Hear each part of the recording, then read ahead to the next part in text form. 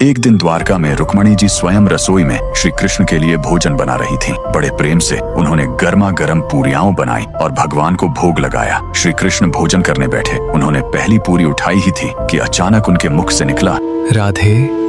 रुक्मणी जी यह सुनकर चौंक गईं। उन्होंने सोचा, भोजन तो मैं बना रही हूँ, फिर प्रभु को अचानक राधा की याद क्यों आ गई? लेकिन उन्होंने कुछ नहीं कहा। उसी रात रुक्मणी जी ने श्री कृष्ण से पूछा, प्रभु, जब आप भोजन कर रहे थे तब आपने अचानक राधा का नाम क्यों लिया? श्री कृष्ण मुस्कुराए और बोले, यदि उत्तर जानना चाहती हो तो कल मेरे साथ वृंदावन चलो।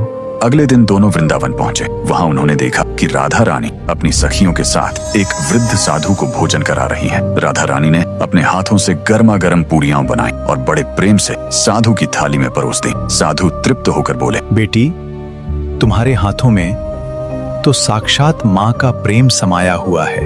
राधा मुस्कुराई और बोली, ये प्रेम मेरा नहीं, मेरे कान्हा का है। इतना सुनते ही श्री कृष्ण की आंखें नम हो गईं। वापसी में रुक्मणी जी ने पूछा, प्रभु, अब मैं समझना चाहती हूँ कि इसका संबंध उस दिन के भोजन से क्या था?